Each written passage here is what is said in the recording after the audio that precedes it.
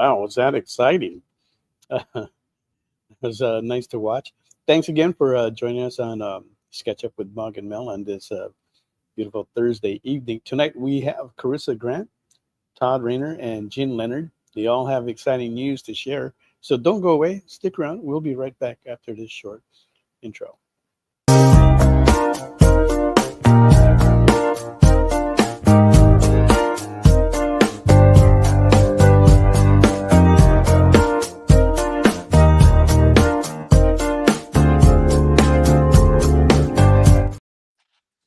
Hey, welcome everybody. Thanks again for joining us. If you haven't yet, make sure you hit that follow button so that way we can continue to bring you shows all week long, like the final cutoff on every Fridays at 9 a.m. Pacific time and 12 p.m. Eastern. Okay, and we do have some giveaways tonight. So if you want to get in and type in #EXP Chaos. Okay, and we will get to those in a bit. Our first guest tonight is Corissa Grant. How are you doing, Corissa? Good. How are you? Good, good. It's been a while since we actually had you here, practically almost 2 years ago. So it's great to have you back. Check in on you. Yeah. Has it really been 2 years? I've only been doing this 2.5 years. Yeah, but it's been a while. And, I see your postings online, and I know you're still going pretty strong, and you've got a new series, and that's what we're going to be getting into. But before we get into that, let's say hello also to Todd Rayner. We just saw him at Emerald City. How are you doing, buddy? And we're recovering from that crazy show and getting ready for the next show here in a couple weeks. So yeah. What's your next show? It's Crypticon down by SeaTac Airport, and it's kind of more of a horror themed show. So kind of last minute was on the waiting list and got called, and now I have to kind of, you know how it goes when you get last minute called, you got to scramble, get everything ready to go. And you have a Kickstarter that's coming up, is that right? I do. It's actually a horror book coming out next month, and that's why you're going to that show. Okay, yeah, that makes sense. And we'll get a little bit into that. And Jyn, how are you doing? Doing good. How are you guys doing? Good, good. And you got some exciting news to share with us, and we'll get into that as well. But for now, let's see what's going on the auction board. We have Mog. Hello. Hey. She's only like upstairs for me. It seems so weird. But and what are you drawing tonight? Well, I was looking through my Frazetta studies, and I was looking through another Frazetta type of girls, and there's a sketch I stumbled upon that I did. I had like a Frazetta girl study I did, and I really liked the pose and the anatomy, and like that. So I thought, why don't I impose like Red Sonja on top of this kind of study? So this is the piece that I'm working on. It's interesting because usually I do like a pencil type sketch and then I would go over it. But this time, I kind of learned from Don Yin. You guys know Don Yin, right? He was here at a couple of our shows. And some of my Marvel sketch artists, what they do is they kind of like do a rough marker first. Yeah. And then they do the line after everything is all rendered. So I want to try that style. And Frazetta also does a lot of rendering, like light and shadow. So I want to do that kind of thing and try it on here. So this is going to be a color piece. Okay. That's why starting before this one is going to be 100. All right, starting on that. Okay. Yeah. And then Jyn is working on a... This is a Robin. She's from Zenoscope. And it's 11 by 14 full color, and I'm adding some glow-in-the-dark specials to her. Oh, glow-in-the-dark. What color? I wonder. Yeah, we've seen the glow-in-the-dark.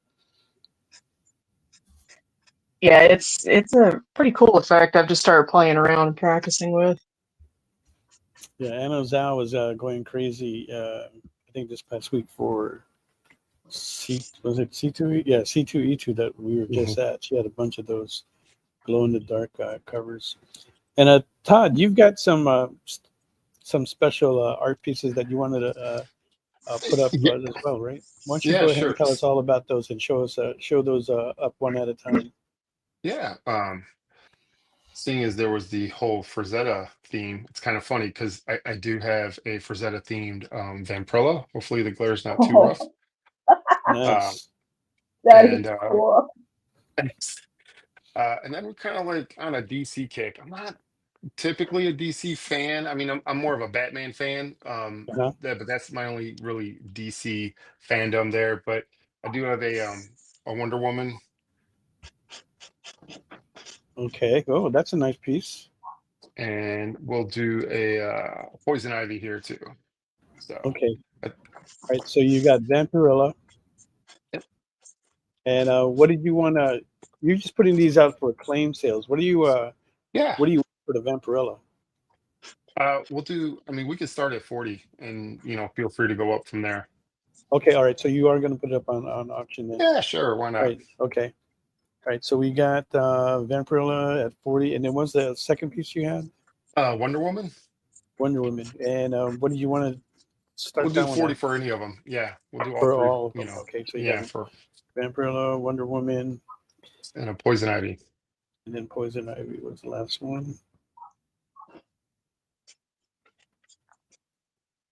Fantastic. Right. So if any of you guys want to get on the bid on any of those right now, you just go ahead and do so in the comments, and we'll see who's going to take home what at the end of the show. K-pop Junkie, thanks for coming on board. The Art and Times of Jay Ryan. Thank you, James Doublehammer. We're going to have him on here pretty soon, so pay attention to that. Ken the Bird, always great to see you. Matthew Lionheart, great. Steve Vendetta is here as well. One of these days, I'm going to talk to you, Steve. We gotta get this taken care of. All right, Leonard Pig, good to see you. Chris McCombs, great seeing all you guys. Thank you very much for Yeah. joining us on tonight. Yeah, we've got like a good lineup, and we've got a lot of things to talk about tonight. But let's get to the main feature here with Corissa, who's launching the second issue of her. Let's see if I got this. Worthy Chaos Supernatural #2. Yeah, Devastation issue 2. Yeah, I just looked, and you're right, it's been 2 years, and I'm kind of really freaking out about that. I've only been doing this for 2.5 years, so it's been a while. Yeah, but what we find amazing, what I find amazing is how you have pretty much all this stuff finished before you even go to Kickstarter. And if I remember correctly, you're telling me, at least the last time, 2 years ago, that you have it printed out even before you start your campaign. Are you still doing that? I print out everything but the medals because they're numbered and special editions. So yeah, I still print that. My issue 2 is at the printers now, and they said it should be here by the end of the Kickstarter. So yeah. And I'm also, I think I've always been far ahead, but so I have Redemption, which I believe, according to my thing, the last time I was here was only on issue 7. Right.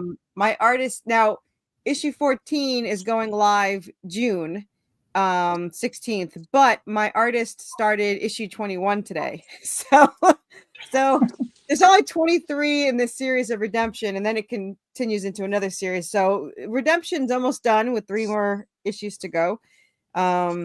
And Devastation just started. That's the Western. And yeah, we're on issue 2, and he's, I think, 10 pages into issue 3. So he's a little slower because it's traditional, but it's cool to get the original art. So it's kind of nice.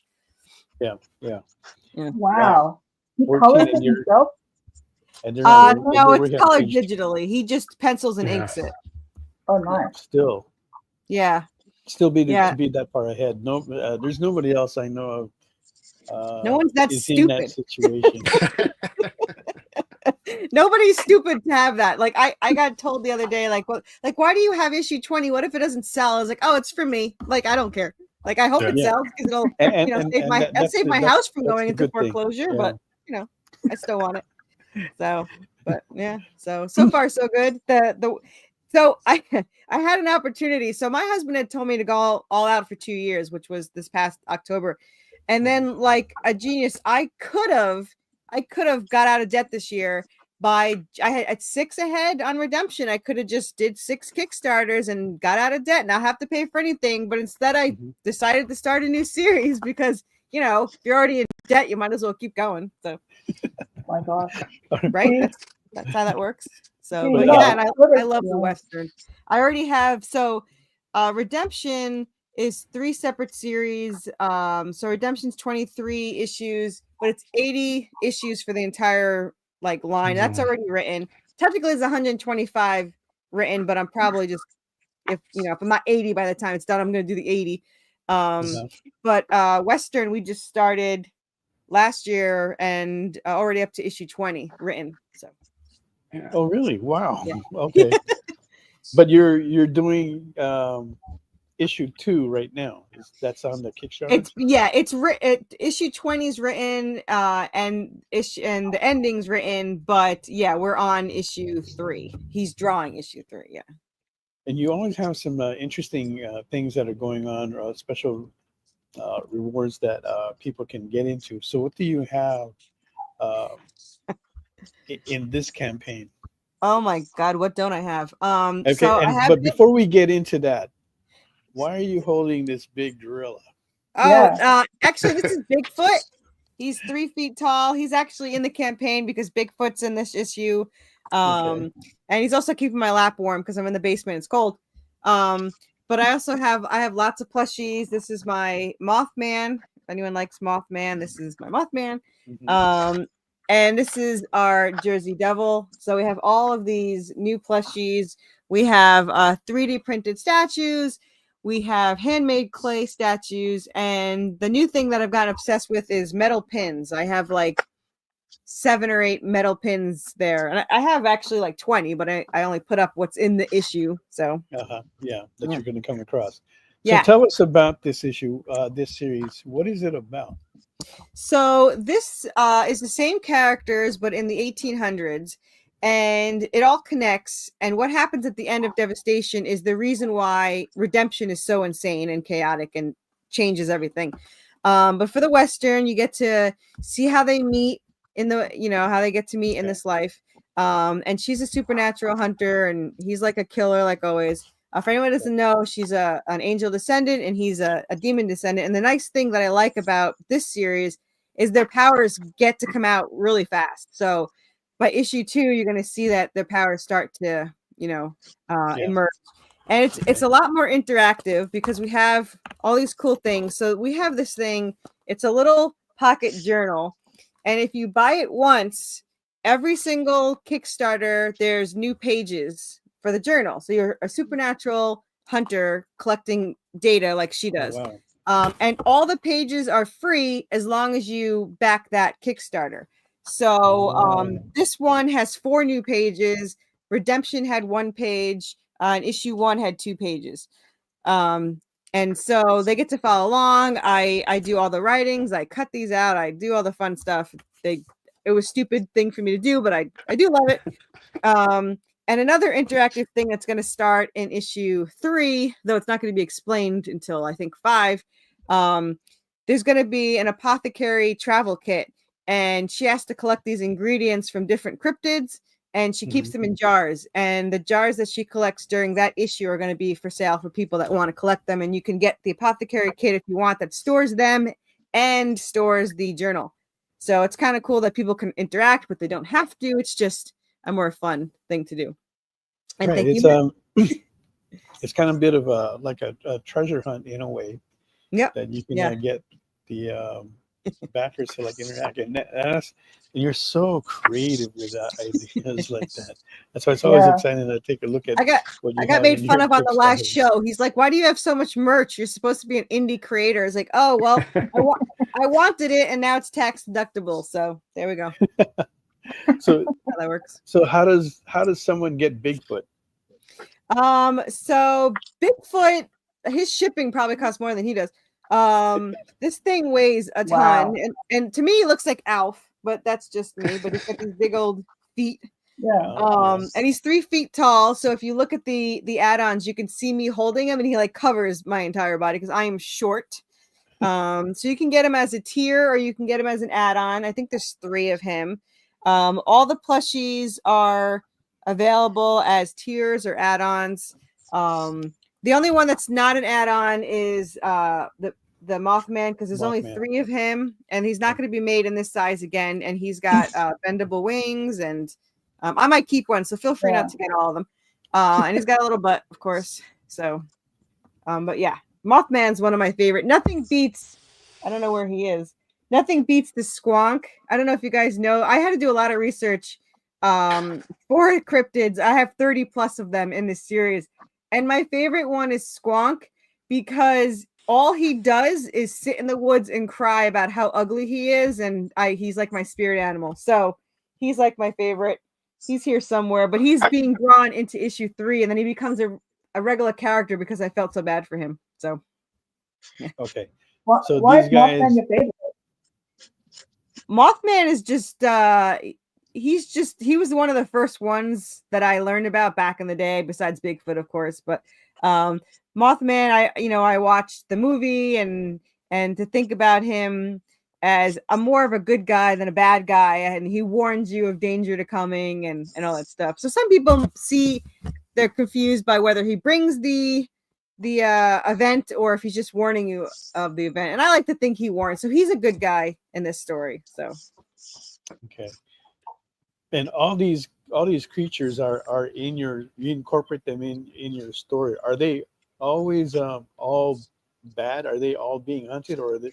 No, and it's funny because I'm working on a chess set that I can 3D print, and I have them separated by the good side and the bad side. So Bigfoot's good, Mothman's good, Squonk is definitely good because he just sits there and cries.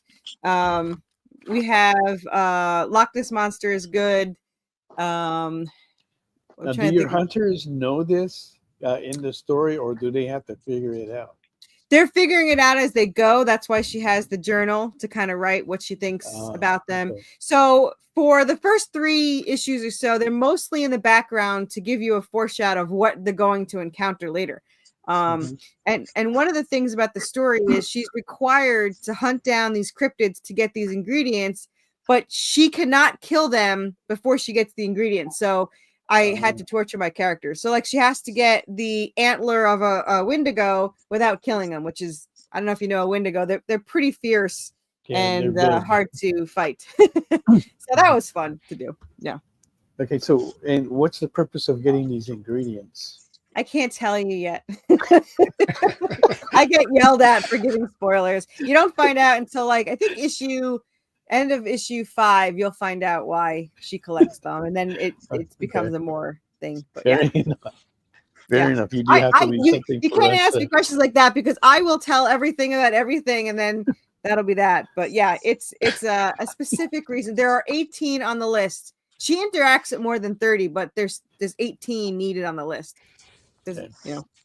And then you said you have pins. Can you show the pins? Let me see if I have. Yeah, I have my Wendigo one here. You can see him. Oh, okay. They'll come with big horns there. Yeah, they come with the backer card and in plastic.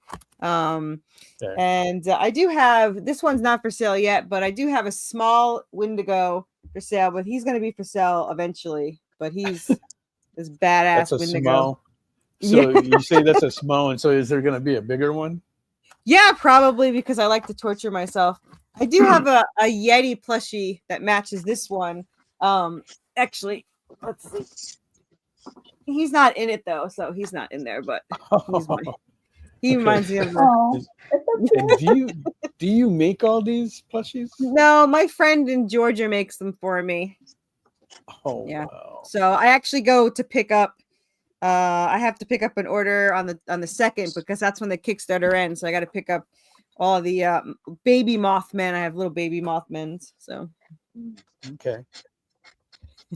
And how many days left is on your Kickstarter? So I launched Monday, so it's only been 4 days, but I only do them for 19 days.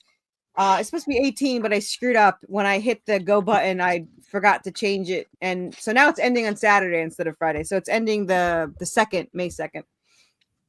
Okay, I noticed that a lot of it seems to be a trend to cutting the Kickstarters to shorter days, right? Can you Well, tell us what the Yeah. reason for that is, or why I you're know doing why it? I do it. I don't know why everyone does it. I do it because I have like, 6 to 8 Kickstarters a year. So there's only so much time that I can do them. Okay. But also I find it stressful to sit there for 30 days and I'm just like, end already. So I'm just, my goal in life is to just have a 7-day one and get the money and run and do the next one like 2 weeks later.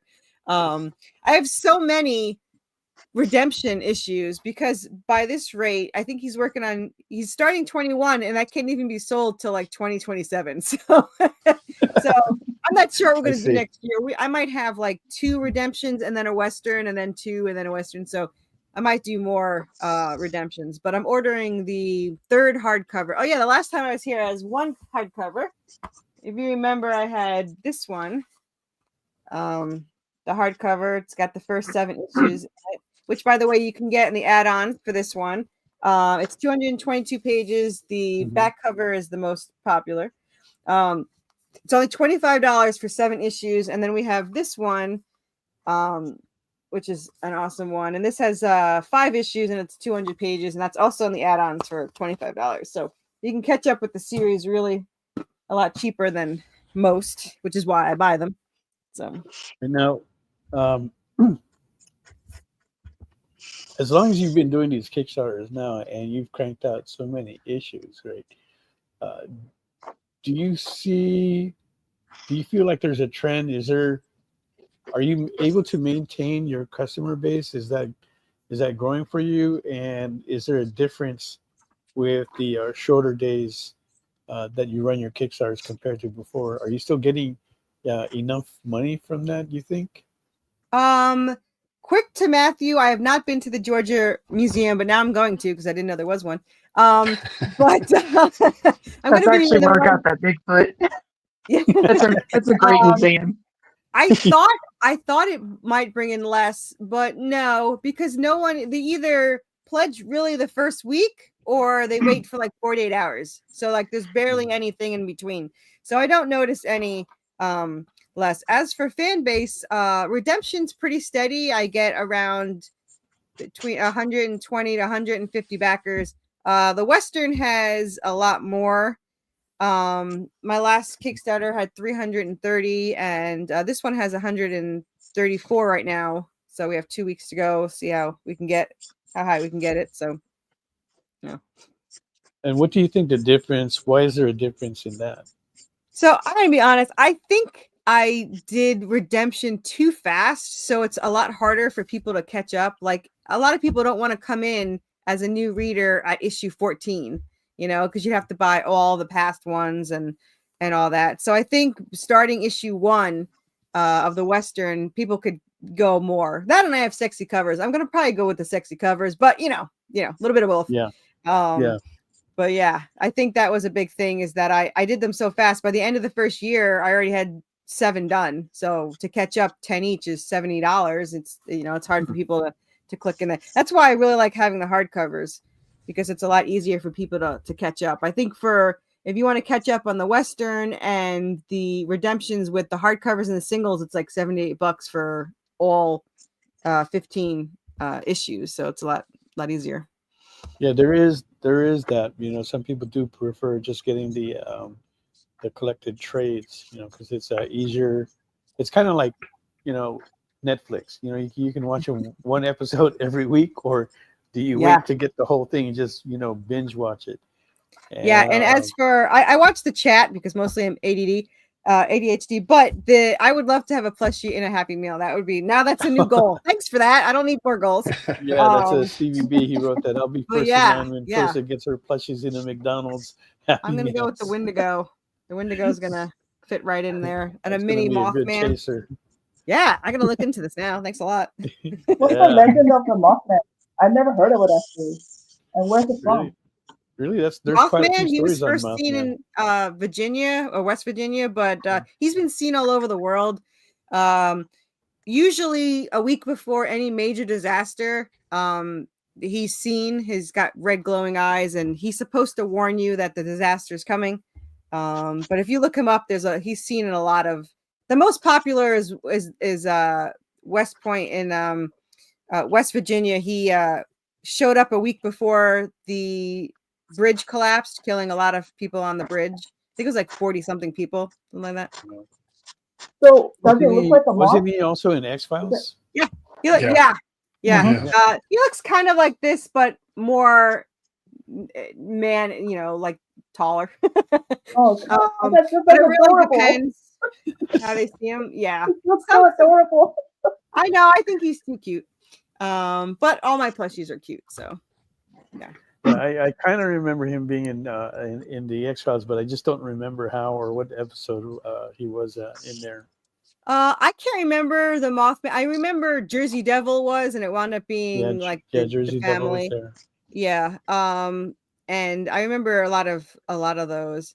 But yeah, I mean, it depends on. Mostly, he looks like a man with wings and red glowing eyes, but I like my version better. So. All right, let's see. Stevie B writes, Neil Adams was a big proponent of all theories Bigfoot. Yeah. Oh, Yeah, There was a Bigfoot. time If you grew look up in up, that era where Bigfoot was really popular in the 70s. yeah. Well, depending on what area he's seen, he has different names. It's Sasquatch or Sasquatch. And then the ape, The Abominable Snowman up in Nepal. Yeah, the Yeti. Yeah, Yeti. Abominable Snowman. Mhm. Yeah. So it really depends. kinds. I took a class when I was a teenager, and I thought it was a class on about them, but it was a class how to prove that they don't exist. I was like, this isn't any fun. Oh, I was like, that's not what I want to. That's not what I came to school for. so did you end up getting convinced that they're right? Like, oh, okay, I don't think they're real. Like that. Yeah, I mean, there's a lot of things that a video show, like the chupacabra. Most of the time, 90% of the time, it's a coyote with mange that they see. However, there are cows or cattle or whatever that have strange teeth marks that don't exist on any other animal. So that's why they call them the goat sucker, known to, the goat suckers. So it really depends what you believe in, how much you want to believe. I would say 90% of what we see is fake, but there's always that 10%, might be out There's there. some that's just hard to that they at least make you take a good hard look at it. It's hard to brush off as being fake, and those are the scary ones. Definitely. All right. I'd rather not encounter any of them. I counted a shadow man when I was a teenager, but that was enough. So they don't count. Paranormal don't count. Ghosts don't count in the cryptid world. But what is a shadow man? I never heard of it. So a shadow man is pretty much a residual type of ghost where you just see the shadow of it. And for me, I was fortunately not at home. I was pet sitting for the first time at this new place, and I had to stay overnight. And there was a kind of nightlight in the hallway. And I don't usually have the door open when I sleep. I like to have it locked and barricaded, but it was open. And I remember seeing the shadow of a man against the wall, not like a shadow walking, but like against the wall, like if someone was in the room and there was a shadow. And I watched it go across the room and then go under the bed. And I jumped up to look under the bed before. I was like, nope, don't want to do that. So I laid back down and I convinced myself I must have been sleeping and just woke up, just see it, like think that I saw it. So I convinced myself to go to bed. And I went to sleep, and then like 20 years later, I was watching some ghost show, and this woman's like, oh, I was laying in bed and I saw the shadow of a man go across the room and go under the bed. I was like, I saw that. So I don't know what I saw, but I'm glad I didn't look under the bed. So that's a good one. All right, so we're at 7:30. Let's take a look at if we can bring Todd to the center screen and take a look at those three covers again. Yeah. We have a couple of viewers that are interested in that. And they all start at $40. Poison, that's Poison Ivy. That's a Poison Ivy. Okay. That's gorgeous. So if you want to bid on these, just go ahead and put so in the comments. We'll do. And whoever And that's wins it at the end of the show will take it home. There's Wonder Woman. Wonder Okay. Woman. Nice art, looking good. Thank you. Okay. Thank you. And then Vampirella, since we're on a Frazetta kick tonight. There you go. Mm. Rosetta Vampirella. Okay, all starting at $40. And I think that was Yeah. Mike that was asking about that. So we Yeah. we'll take a look at that. All right, let's take a look at what Mog has so far on her board. And there it is. Red So- Sonja coming out. Rough. Is that 11 by 17? No, this is a 8 by the letter size. Okay, letter size, 8.5 by 11. Okay. So Yeah. no, it looks larger. Okay. All right, and then Yeah. let's take a look at Jyn's Robin. Wow. It's already looking dope with the colors. Mm-hmm. Feel that texture and on the hood and everything too. Okay, so if you want to bid on that, starting bid on that is $200. All right, so don't go away. We'll be right back after this short commercial break.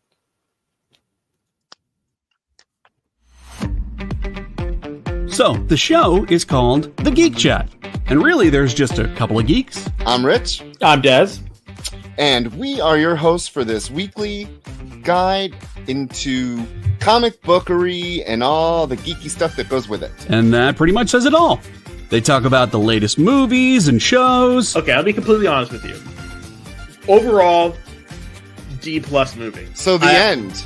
Did you know who that is? That's She-Ra. Yeah, Yes. The new #1 comics of the week. we rep Samuel Jackson and we rep Mace Windu. I passed on this. I was like, No regrets. no regrets. I really wanted to like this book. I really, really, really, really did. Like, I really did. And just chat with each other. And with you. Oh, Daniel says, I dosed off with the first one. I have zero interest in the Joker Harley ship, not Harley herself. Enjoy, not for me. Yeah, this movie's gonna be rough for me to sit through, I'll be honest. The Geek Chat. Thursdays at 8 p.m. Eastern. Just a couple of honest geeks Let's be honest. Come on. And that is why people watch us, because we're honest. giving their honest opinions. And the thing you always have to remember about the internet is everyone has an opinion and they all suck. Part of the experience.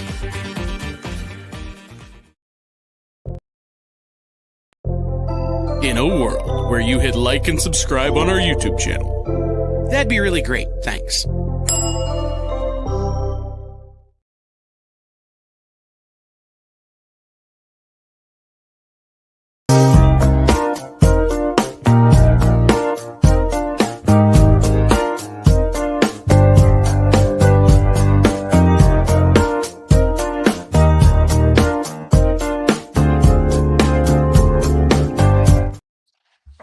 And Mike Asbill, staying to true form, puts that opening bid on Jyn's Robin. So that already has her 200 opening bid on it. Thank you very much for that, Mike. Thank you. And if you want to place a bid on any of the other items that are up for auction, go ahead and do so in the comments. And we will take a look at that later. All right, so let's go to Todd. You have a Kickstarter that's coming out. Do you want to tell us a little bit about that? Yeah, it's actually called Luke Bloody Tooth, and it is the third part of a trilogy that I started a few years ago with. They're all creator-owned characters, very much like Corissa. You know, we love the supernatural. We kind of grew up on a lot of those shows, and Luke is the third part of this. He's the third main character, and it basically, after the events of the part 2 of the trilogy, Annabelle, which just wrapped up a couple months ago, with all those revelations that happened in those 4 issues, Luke ends up going to Salem, Massachusetts. And, you know, this is a kind of an old school black and white horror book. It really deals with like kind of who is Luke and what he found out in the Annabelle story. You don't need to read the Annabelle story because I like to write these 4-issue miniseries that really are self-contained, but they're kind of part of a bigger picture. And it kind of gives fans a nice jumping on point, less commitment, I think, for a lot of people. And they're all different flavors. The first book in the trilogy was Ice Pick, and that was a throwback to 90s superhero book. Annabelle was kind of the strong female character, but they all deal with, you know, supernatural characters, superhero stuff, superpowers. magic, dragons. In Luke, we have vampires and fairies, and it really doesn't play out the way a lot of people tend to lean towards vampires being kind of at the top of the food chain.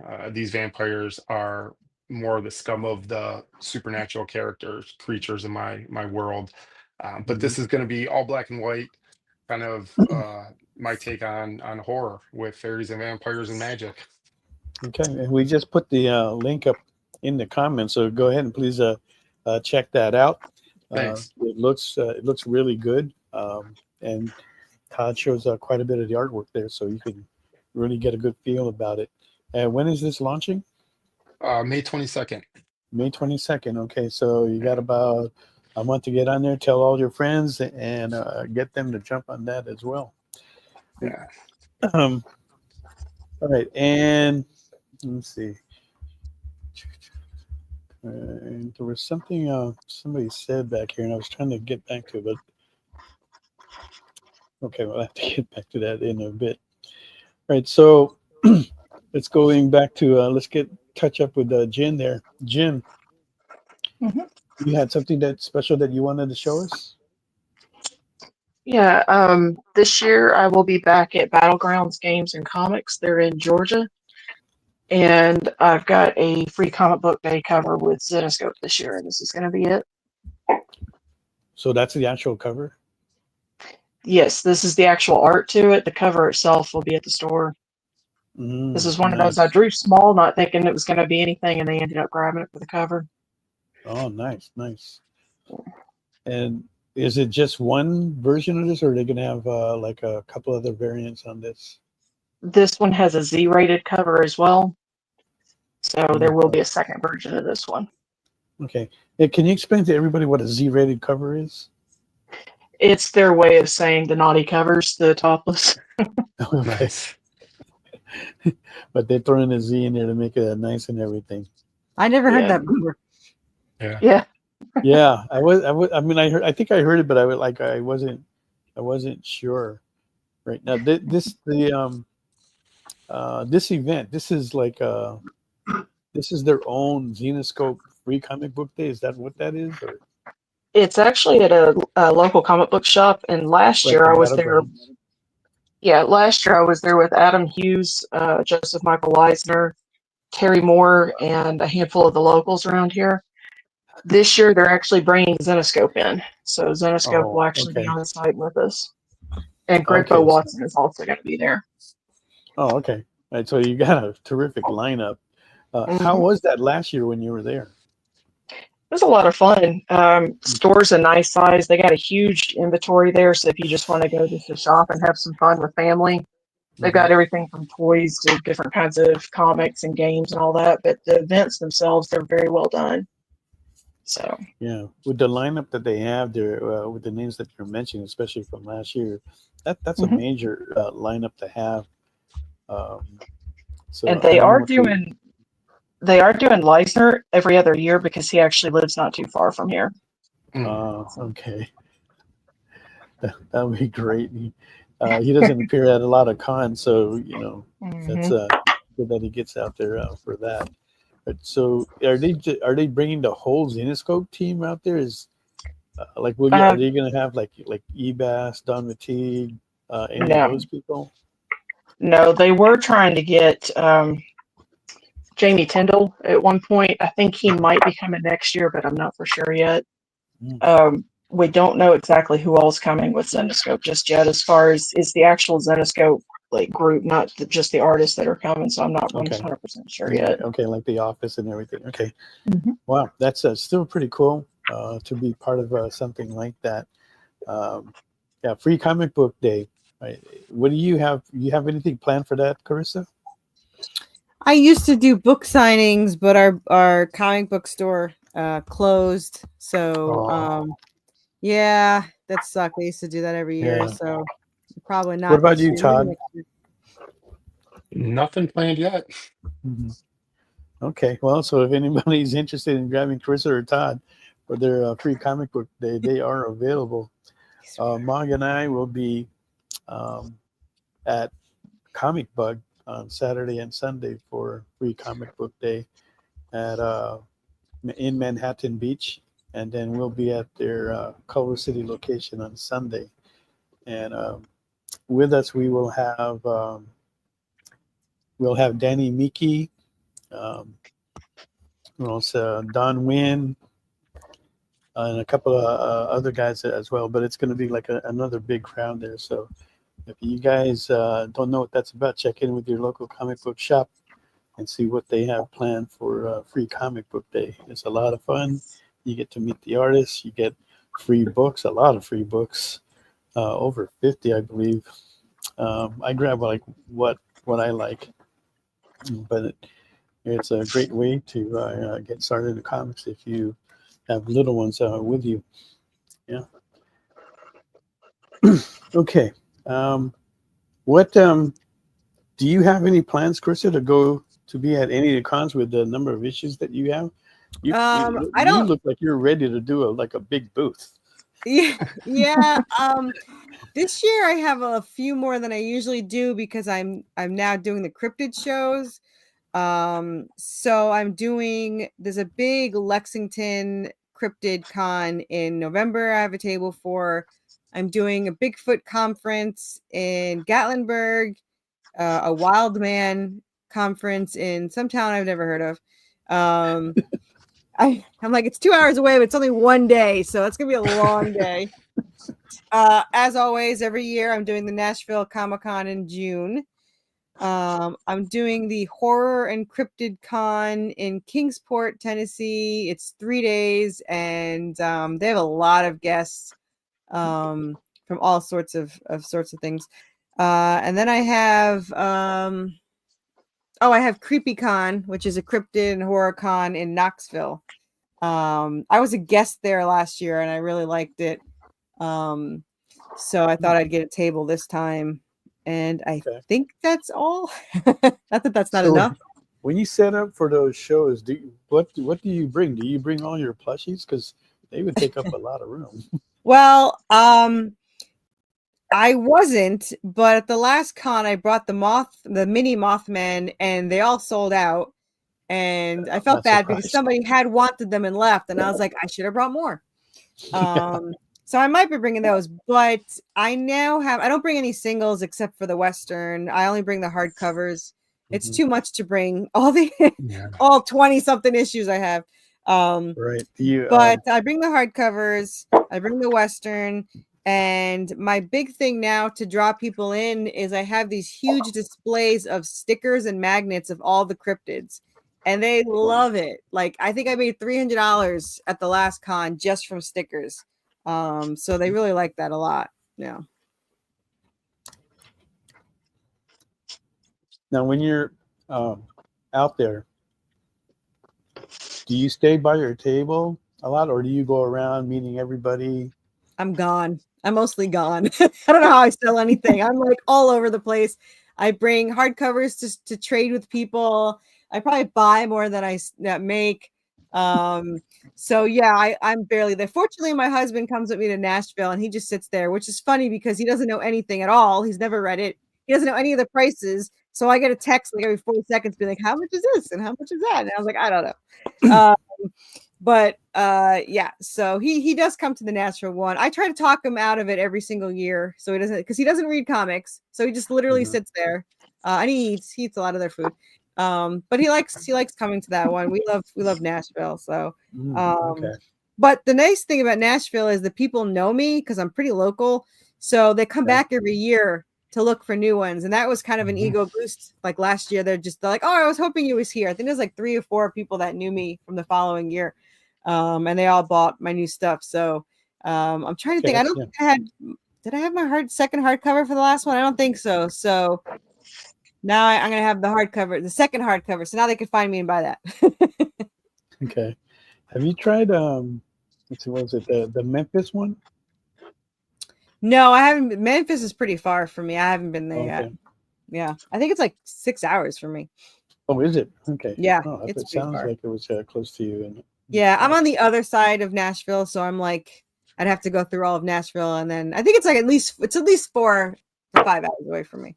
So yeah. Okay. I try to stay as close to home as I can. I don't like to travel more than 3 hours. And 2 is my favorite is one day cons. Like I love them. I just drive in, get rid of as much as I can and then drive out. So That works for you too, Todd? Yeah. I mean, 3 hours is kind of my limit. There's not a lot of shows that are. I mean, I'm being in like Seattle, Washington. There's obviously Emerald City, but there's a show that's on the other side of the state, and Washington is deceptively big. So it's Right. like a 5.5 hour drive. And I did that show a couple times. It was a 3 day show, and I'm like, Nah, I can't keep doing this. Like, that's too long of a drive." But Which Yeah. show is that?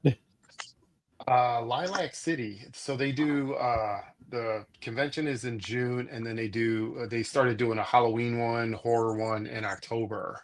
And I Oh, hear that's pretty good too, but it's just with the drive, 2 days in a hotel, that's too much. what about that Washington SummerCon? That is actually, I personally, like, I think that's better than Emerald City. Really? It's because it's at the state fairgrounds, so it's a Right. larger space. It's more spread Uh-huh. out. There's separate buildings for everything. So like us indie creators, we have our own space. The artist alley, they're in their own building. So you get that traffic that is meant to be there, right? I mean, a lot of people do like to walk by, but for us indie creators, it's kind of like weird where if you're in the same room with a lot of celebrities, you don't know, is your foot traffic celebrities? Are they there for indie books? What are they there for? And they do a really good job of kind of grouping everything together. So it helps us as creators like know our fans and know like, oh, they're people that are here to see us, not just passing through. Right. And it's got fair food. I mean, who doesn't like fair food? Elephant What's ears and what's the fee for people attending? Is it free just to go? I'm sorry, was it? Like you know how every cons the attendees they have to pay like $60 or whatever for 120 for 3 days, Oh, ticket badge. But in that yeah, show, is there admission fees? I'm sorry, that's one word. yeah, there is for like the general admission, and it's a pretty inexpensive show. I want to say it's like maybe 15-20 bucks a day. I don't think it's terribly expensive. So it's a nice family kind of priced show, and I think that's why it's really grown so quickly over the last few years.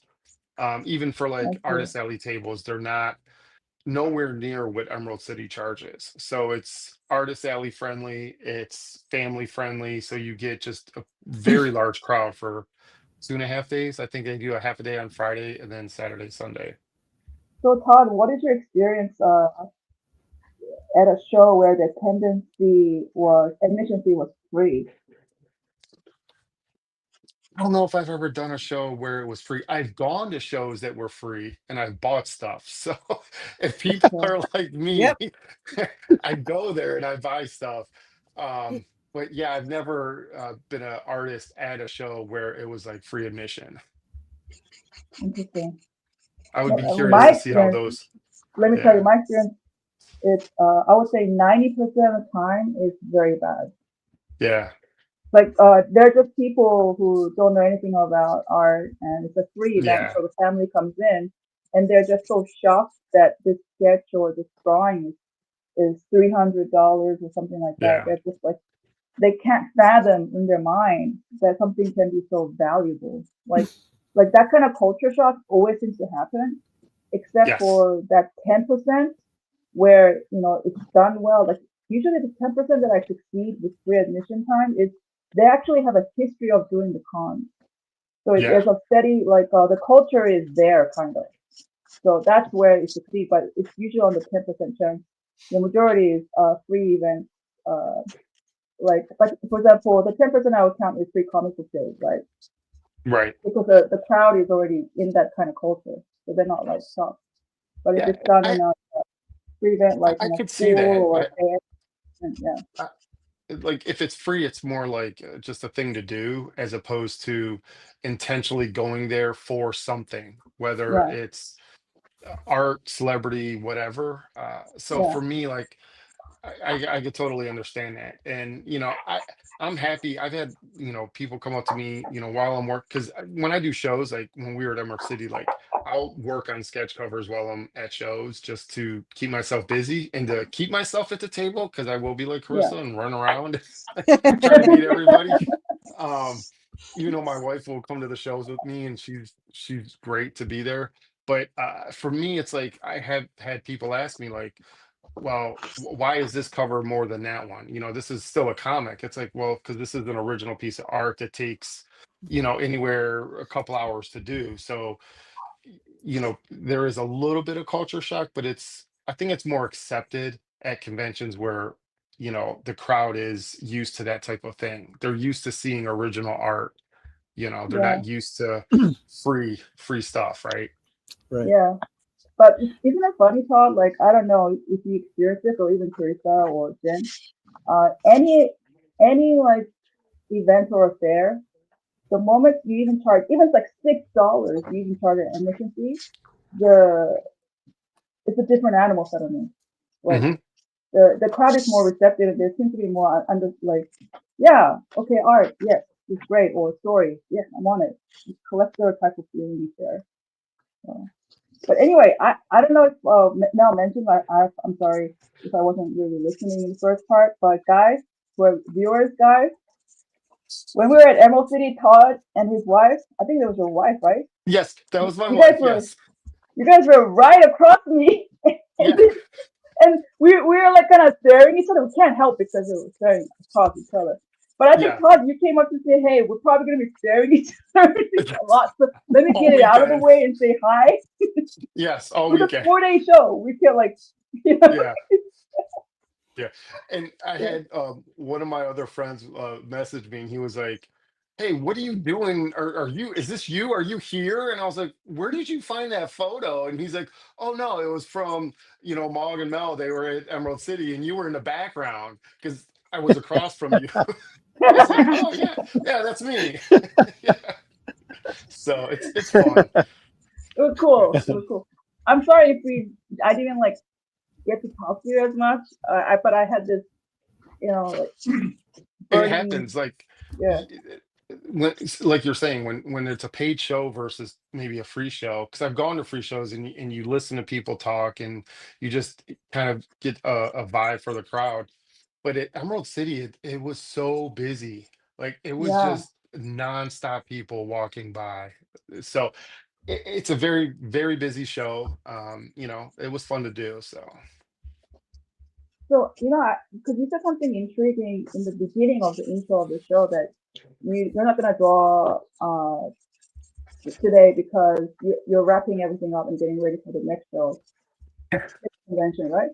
Typically, what is your preparation mode for that? Do you pre-make sketch covers, pre-make originals just for the con? Like, what is your usual like plan?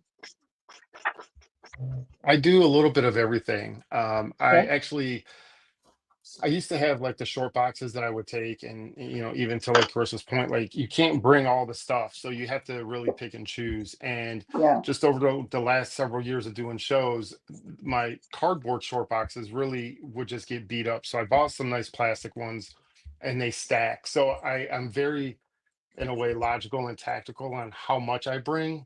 Like I have all my books set up through Square, like my inventory and all that, so I can track. Okay, how many did I sell at Emerald City? How many Yep. sketch covers did I sell? Yeah. How many prints of what character did I sell? So for me, like I come back home, I kind of decompress. I figure out all that side of the business side of it, right? And Yeah. then for like the next show, it's like, well, I'm going to be working on a few more sketch covers. I try to prep some so that I have some to work on during the show. Oddly enough, like I sell sketch covers that I'm working on at the show more than typically ones that are just there on display. Like people like to Yeah. see what you're working on and they buy what you're working on.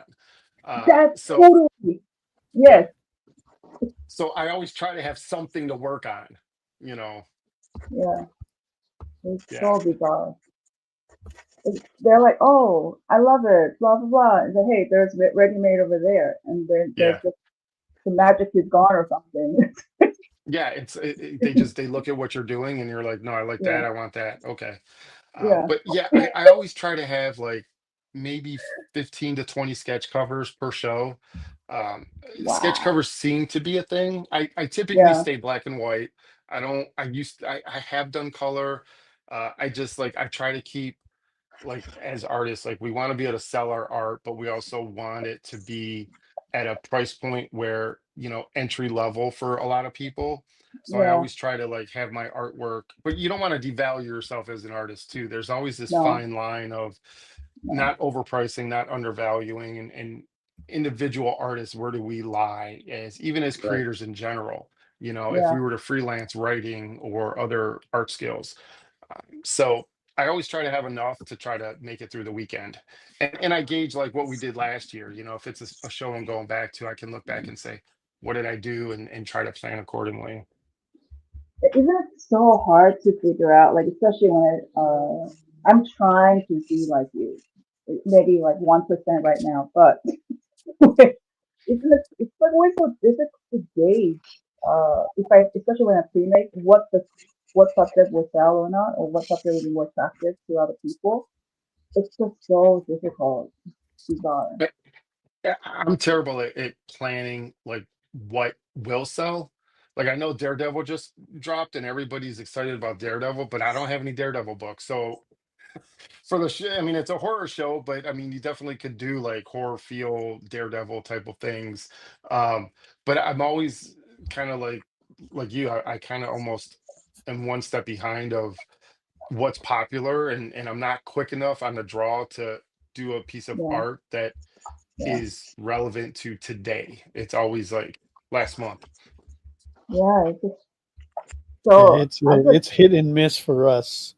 It just kind of like depends. Like so, there's Yeah. like this past weekend for C2E2s, somebody had asked Mark to do a commission of Panty and Stocking, an old anime that came out in the early 2000s or later 2000s, and there was supposed to be a second season. It never happened, but now the IP got bought out, and everybody Oh, is okay. thinking that there's going to be like finally a new season. And so anyway, she does the commission, and it's an 11 by 17.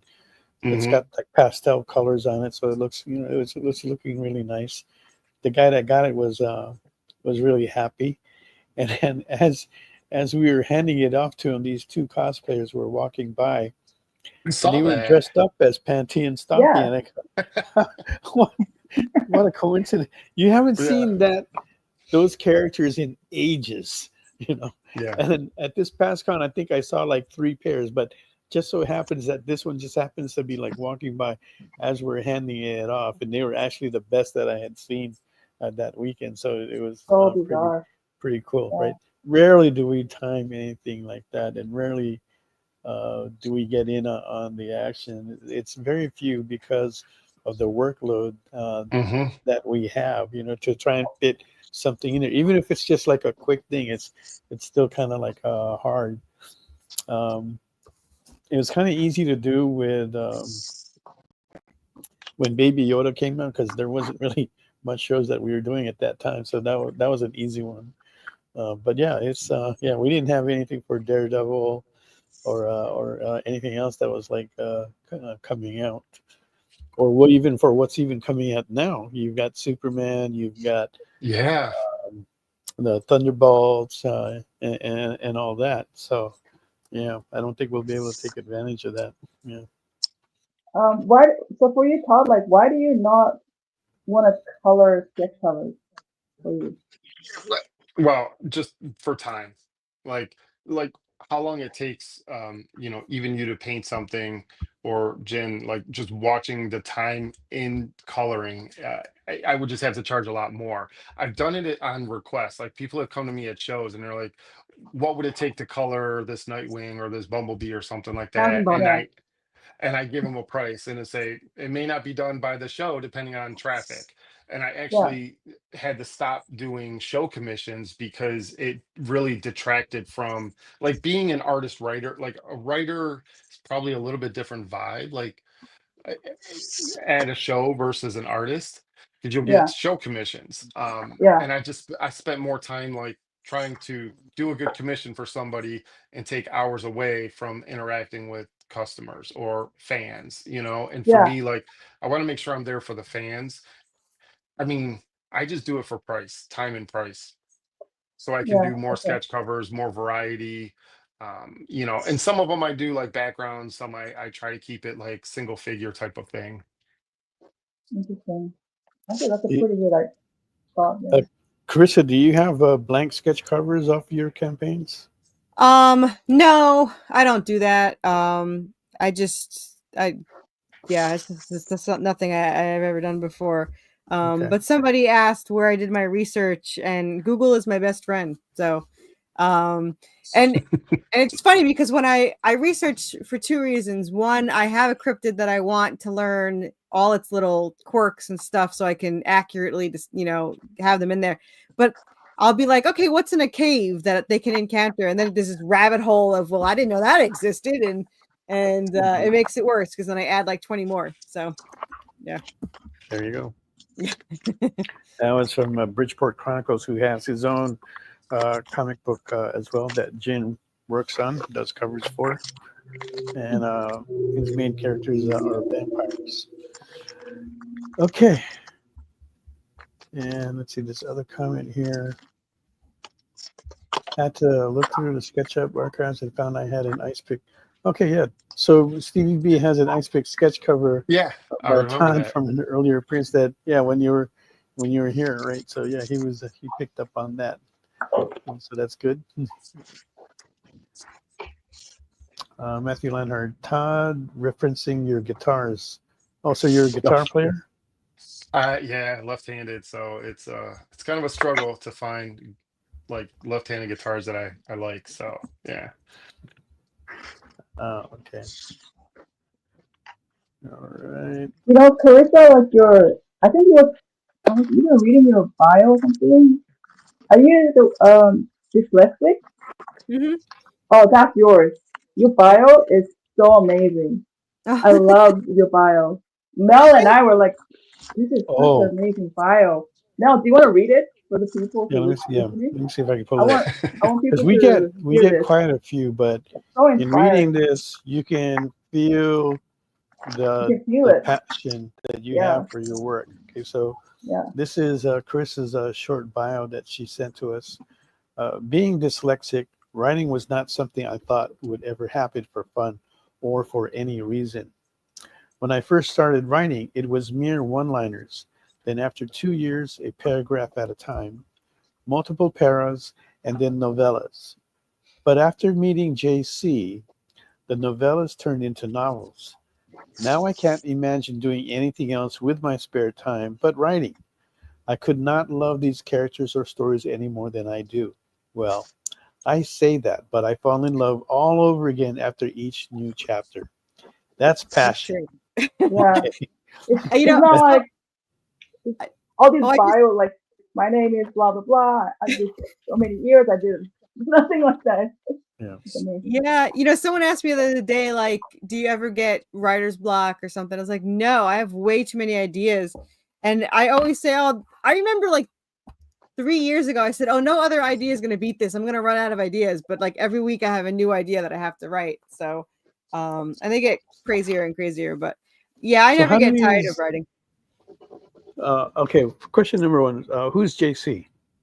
Yeah, who's So JC? okay, so that's Jess. Jess is my co-writer, and for anyone that doesn't know about my story, so I write the story first in Serafina's point of view, and then I send that chapter over to Jess, and Jess then writes it in Draven's point of view. So I don't write any of Draven's lines or thoughts or anything. So it's two different people doing the characters, which gives them completely different Interesting. personalities. Okay. Yeah. That's okay. That's a good way. I see why you did that. So That's so unique. that's pretty cool. That It makes reminds it me of ensures the that they don't sound alike. Exactly. They no, talk it's Yeah. completely not only different. that. And you could tell because my character like talks nonstop and barely thinks, and that's me. And then that character like barely talks and thinks all the time. So you could tell who wrote who. Okay. Pretty easy. It's also So they're two different gender, right? A guy and a girl, right? yeah. Yeah. So that's why it's like freaking ingenious. That really reminds me of the famous romance writing couple. That's exactly what they do. So Yeah, Famous really romance. cool stuff. Who is that? They call Andrews Ilona. So Andrews is the husband, Ilona is the wife, Hmm, and okay. they do a lot of supernatural stories. It's really not a romance. It's very adventure thing. It is freaking good. Their stories are so good. Um, it's very inspiring. If you hear it, you're like, wow, this is such a cool idea or a cool story. And they just crank it out all the time. So yeah. We had 50 issues written before we even started or thought about starting comics. So it was not a planned thing. It was for fun. We just got really obsessed with the characters and writing, and so now we've just nonstop writing. We've surpassed 1 million words like a year ago. So What? yeah. Yeah, we have 16 novels written. The 15th one is like 90% done, and the 16th one is just kind of started. And they all have, generally the average is 100 to 150,000 words each. So they're not short novels, but they will never be released. They're just for fun, and then I convert them to scripts. So I got a So lot. do you just write for yourself, or do you write for other people as well? Or has anybody come up to you and asked you to write? I've been asked several times to write with other people, and the answer is always no. I only write my characters. I might do a crossover as long as it's my character, but I won't ever write any other character. So, Okay. Yeah. Oh well. So what is this guy like, JC? He lives far away from you. You never meet in person. oh no, I go all the time. About an hour and a half. Yeah, about an hour and a half for me. Oh, okay. But when it comes to script, like, you don't travel. Like, you just like write the whole perspective point of view, and then you send the email. What's the email? Oh to, yeah, like, I just send it JC? through. I think I usually send it through Discord. Yeah. Okay, Yeah, Discord, and then we've been writing for this September will be 5 years. Wow. Okay. wow. So it's not entirely new. No, the comics is going to be 3 years in October on Halloween. So that'll be our 3-year anniversary for that. So Then who drives the plot line? Is it you Me. ultimately? yeah. Okay. Yeah. So there is a directive at least. There is like an umbrella. It's not like total equal, because I feel like if you're that, you're gonna like just butt heads and like kill each other. At the end, but Usually the crazy ideas are all me. We'll discuss it and come up with ideas together, or build up a small idea into this giant idea. But I'm the crazy one that started it, so yeah. wow. Still, Yeah. that is such a unique partnership. Todd, have you ever heard of that? No, I haven't. kind of feel like it's like two directors. That's the first thing that came to my mind. I was like, oh, it's like two directors in a comic book, which is kind of interesting. I Yeah. was curious, Carissa, do you typically write an outline for like the Yeah. overarching story, or do you just kind of Yeah. no? I Yeah, don't even know what the hell's going on until I sit down and write it. Like I was a lot of times I'll have like a dream about it. And I was like, now I got to write that. Like, because I only sleep for like 4 hours a day. So I'm laying in bed for like another 5 hours. So I have a lot of time to think of ideas, but generally I'll wake up and I'll be like, oh my God, I got to write that down. So a lot of it, I would say like 80% of it is dreams that I've had or something. And then it just kind of spirals out of there. And sometimes not as much now, but when I was writing Redemption, every time I got an idea, we'd have to do that scene. So like we were doing like 5 different sections of a story, and then we would find a way to creatively connect them all, which was a fun challenge. And it was nice to do that because you write yourself in a corner, but it makes you have to, figure it out. But it always came to me. I never had to really think very hard, which is good because I don't really like thinking too hard. So I think you're thinking a lot, but anyway, I'm thinking a lot. I'm just not thinking hard. Yeah. But yeah, I've had there's a lot more in my head that I haven't written. Like there's a whole lore of the beginning, and it's really funny because a lot of times I write things, I don't even know why it was written until like way later. Like in Redemption, there's an angel called Camiel, and he doesn't have any wings. He's the only angel that doesn't have wings, and I never knew why. I just accepted it as a fact. But in the Western, while I'm writing it, I was like, I found out why he doesn't have wings. So I didn't even know until it was written. But I was like, Wow. oh, that's pretty cool. So there's a lot of things I write that I don't even know why until after, and I don't question it. I just write it, and it'll figure itself out later. So yeah, it's crazy. It's weird. It's weird. That is, yeah, very unorthodox in a way. Yeah, Yeah. very. I'm Very wondering, insane like, asylum. who is the one? But- But you know that saying, you have to cut your darlings. Because if somebody has to edit your work, you cut your darling. No to one's make it allowed really to good? edit. Actually, we have editors, but they're not allowed to edit any of the dialogue. They're only allowed to Wow. put in commas because they are not my friend, and spelling. That's it. That's- It took a while for them to realize that we're not gonna budge in our dialogue. When we do our dialogue, it is not proper English because that's not how we talk.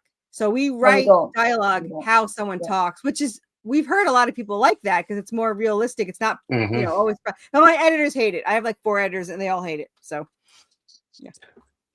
Well, it's a good thing I'm the editor because I Oh. write the same way. Really? Todd, so Yeah. you work exactly like Corissa here? Yeah, I don't do an outline. I start with my villain and I write a story around the villain, and that's my 4 issues. And then as I'm writing it, I may change dialogue depending on how the artist kind of draws out the script. Like sometimes it's just an ongoing thing. Like I need more room for this dialogue to take place, so I have to either shorten it or break it up into another panel, or you just try to do what you can to get the dialogue to all fit. Sometimes you have to shorten it, but yeah, I write in a very plain English, normal speaking way. I don't do proper. I don't even know what that is because Yeah. I never wrote that way. Editors hate it. Yeah. What if your dialogue is like way too much, and it's like so I just add pictures pages. I never I mean, cut my that dialogue. works. Yeah, there's a reason why there's like 150 issues. But yeah, sometimes I'll shorten it into like change it into panels. But my letterer is a godsend because I torture the hell out of them. So SK, Oh, everyone God. should know SK. But yeah, we had a really hard problem.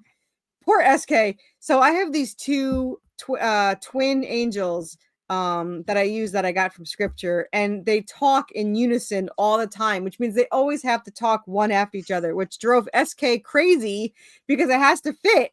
And so we had to go through and figure out how to make it to work out. So he hates me, but he sticks around, and that's all that matters. So Is SK the artist? SK is the letterer. Oh, okay. But does your artist complain like, hey, yo, like there's too much going on, or like, can I just No. draw this instead? My artist, my artist, they're very tolerant. they fortunately it works out generally. So yeah. Wow. Yeah, So Todd, I'll occasionally in my script, if I know there's like more than 1 or 2 sentences, like if there's an explanation or something is going on, I'll say, Yeah. please leave room for dialogue. I do that too. Yeah. Yeah. like, I have a lot of dialogue because it's coming from a novel, so there's a lot of thought Yeah. bubbles, there's a lot of conversation back and forth, so there's a lot of dialogue, which is frustrating. When I first wrote my very first script, when I didn't know what the hell I'm doing, not that I am much better now, but when I originally didn't know what I was doing, I had sent the first script to the letterer, and the letterer is like, did you want to see any of the art, or did you just want all dialogue? So like my first script wound a up good being question. 3 scripts. Yeah. So my very first script is 3 scripts. I just had to like expand it. So yeah, there's a lot of dialogue. Sometimes, like, I don't know if you noticed, but in manga they do this a lot. There's a whole panel just dialogue. You don't have to have pictures. The dialogue is already, or like it's basically words. Do you Yeah. sometimes like write that in your script? Like, okay, this is a panel. Just don't draw anything. It's words. I have not done that yet because I like to see the expressions on the characters Yeah. a lot. I will say make it from like a further, like I just had, he was doing 2 angels talking, And I said, do it from further away. So it's not covering the art. So I have said, do a far away image. So far, it pretty much works out. I was just thinking today when I sent the panel, I was like, you might need an extra panel because there's so much talking. So yeah, there's a lot of dialogue. Yeah.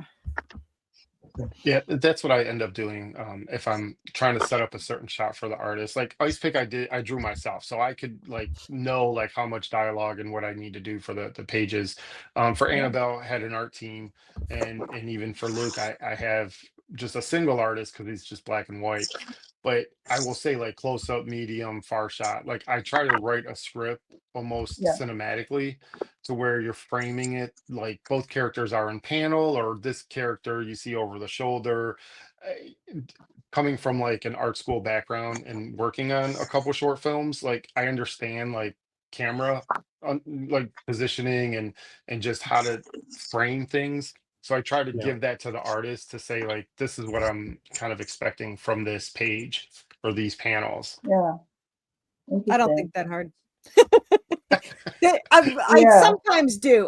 So I just wrote, and I think in all the issues, this one I had more direction because you had to look at what was going on behind the Wendigo because the Mothman's hiding behind the Wendigo. So I had to say over the shot, over the. But generally, I'm just like, this is what you need, and it's so funny because both artists are completely different in their technique. With Redemption, I gave him incredibly bare minimum, and he like adds whatever he wants. And then with the other one, with the Western, he does exactly what I say. So I have to adjust my writing for each one. But I write the bare minimum, and I'm just like, you do your thing. Todd, so I also used to work for the film industry, and then I'm doing comics. So I understand, but sometimes I see a lot of people, writers get caught up only writing essays for a screen script, but it's a comic. So people who they think that's fine, but you're actually almost like cutting a leg off if you don't take into consideration graphic storytelling as well.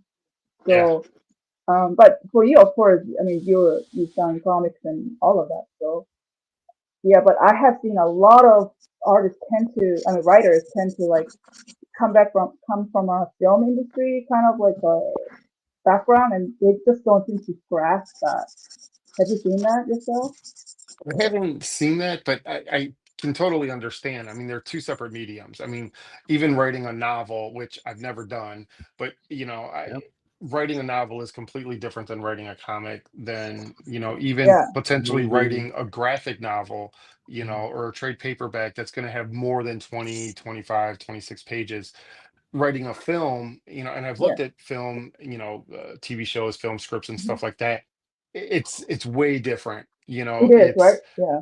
It's really different. And being an artist, I think, kind of in a way gives me a different perspective on writing, because I like, this is how I would draw this page. So I write in an artist mindset.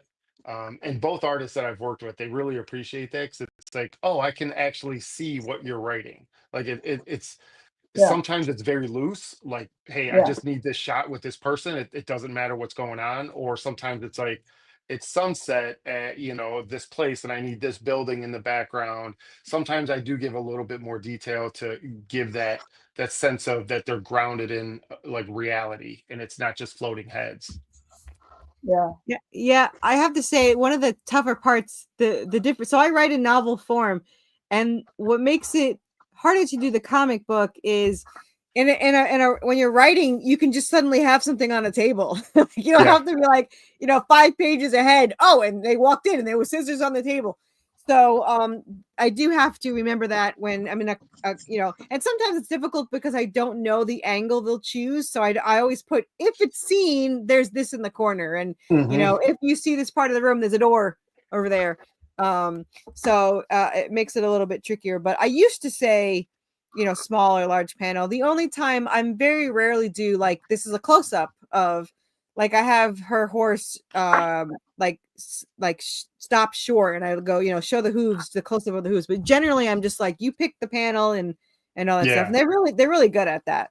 So Yeah. All right, let's take a look at what we have so far. Let's start with Mog with your red Sonia. Yeah. There you go. That's coming along. Great. So as you can see, the process, the way I work is I do a distinction between a cool gray and a warm gray, depending on the subject matter. So it's all about contrast with me. And then once I get the majority of the grays and the outlines kind of done, now I'm just brushing the colors. So when you first look at it, you're like, oh, why is this red hair this cold gray? But once you start putting the colors, it starts to really just blend in and come out. So it's a pitch and play of that. Okay, so that's looking for a bid of $100, and then let's go to Jyn, which already has a $200 bid. And are you done, Jyn, or are you still putting in the glow? Oh, I haven't even started on that yet. I'm still doing some of the color. Okay, there you go. Is that Robin from we are Robin looking Hood? for the next bid after 200 on that. And that's looking pretty good right there. Okay. Beautiful. And then let's see those three sketch covers again from Todd. Yeah. He's starting these out low, guys. So the art is fantastic. Wonder Woman, right? Looking for a bid of 40. Poison Ivy. Poison Ivy, looking for a bid of 40. Gorgeous work. Since we're on Frazetta here, we'll do. There you go. Looking for 40 on the Frazetta Vampirilla. Right, so he's starting it off low just so you guys can get a piece. Right? Do you like Poison Ivy? And if you haven't yet, sorry, go ahead now. Okay. If you haven't yet, put in #EXP Chaos, and that will get you in the running for the free giveaways we're going to be doing after we come back from the break. And thank you, Mike. Mike is cleaning up the board. He's put $40 bid on all three of those for Todd. So now they are still available. You just got to put in a bid higher than that. Thank you very much for that, Mike. Thank you. Thanks, Mike. And let's see what. And if you haven't yet, hit that follow button so that way we can continue to bring on these wonderful shows that we have for you every week, including the original art show every Fridays at 4 p.m. Pacific time and 7 p.m. Eastern. Okay, so don't forget all that, and stay tuned so that way you can see like what else is going on. All right, so we got those pieces up. They are still up for auction. We got about a half an hour more of the show to go. And so don't forget, #EXP Chaos will get you in the running for the free giveaways tonight, which will include an exclusive Dynamite Witchblade card with art by Jay Lee. And we have a special Lorenzo Gomez art piece on, I think it's an 10 by 4, 9 by 14. And we also have a Venom postcard that we will send to you, personalized from Mog and I. All right, so that's what you have for the free giveaways tonight. #EXP Chaos will get you in there. I bid $69 for Mel to come cook me dinner. Dude, it's gonna take more than that. But for you, Kyle. 69. For you, Kyle, you can have him for 1 week. The table is like I just got a group chat message from Andre Kyle, where he's trying to organize it that way we're all in the same place for Denver, and Fabrice is going to be there. So I already told him that we're gonna, we'll do some cooking back then too. All right, so yeah, yep. Love to cook, love to share, so we'll get that going. All right, so it's 8:25 right now. Why don't we just take it that this is a good time to go ahead and take our last break, and then we can hit off the last segment of the show with everything else. All right, so don't go away. We'll be right back after this commercial break. According to a statistic that I just made up, people spend 4 hours a day changing the television channel. People who watch The Experience don't do that. Save yourself a ton of time by tuning into The Experience and enjoying our new original programming 7 days a week. And then tell your friends. Think about the money they could save on batteries in the remote alone. just by tuning into the experience. Find out more by scanning the QR code below.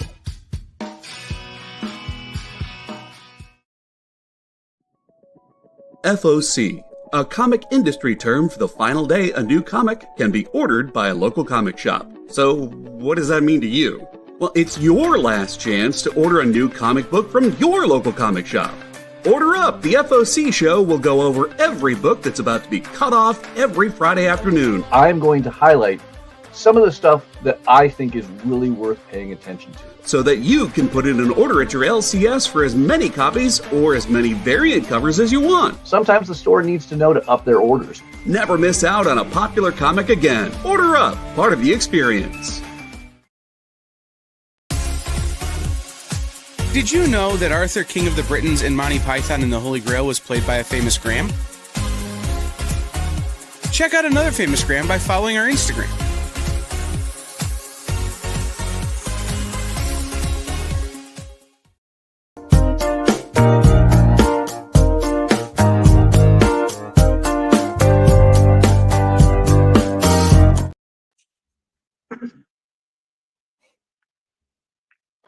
Mel's invisible. Doing cooking. I think Mel's I can just see him falling into the picture. gone to the possible bathroom break. Maybe he drank too much coffee. But yeah, interesting. Oh, Welcome back. Thank you. Welcome back. You know, I have to take a little break, and I always think it's going to be quick, but it's never quick enough. yeah. And I go right when I say, and you know, it's still not.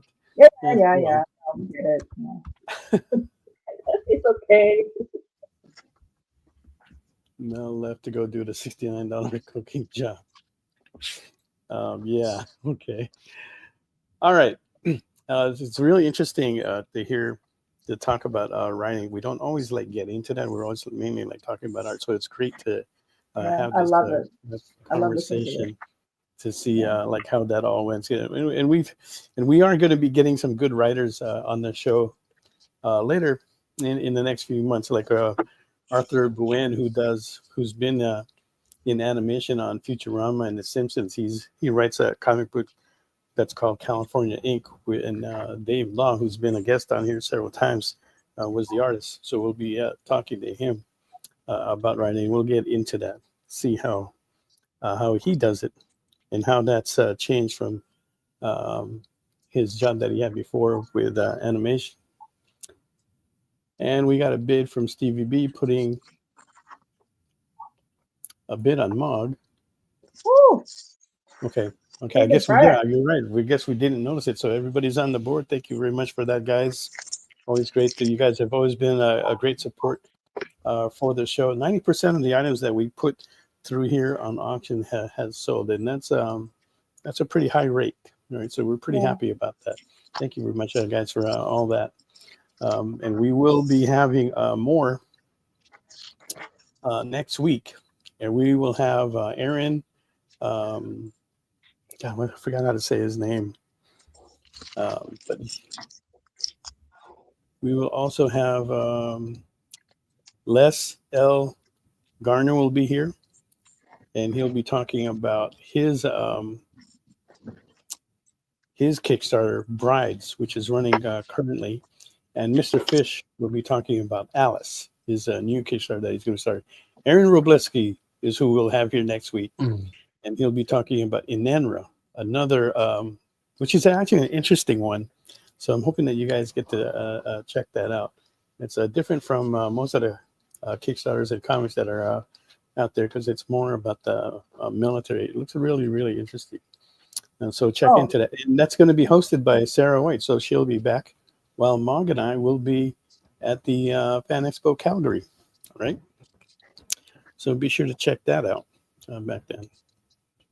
I think Mike is asking to just put up the Kickstarter for Corissa. Tried scrolling back and couldn't see. Oh, okay. The Kickstarter for Corissa? Yeah. Okay, yeah. So if a producer can put that up, along with the launch page for Todd's Kickstarter, Luke. Right, so you And can, if anyone, the easiest way to find my Kickstarter, if you guys forget the link, whatever, just search Worthy Chaos on Kickstarter, and it'll always pop up.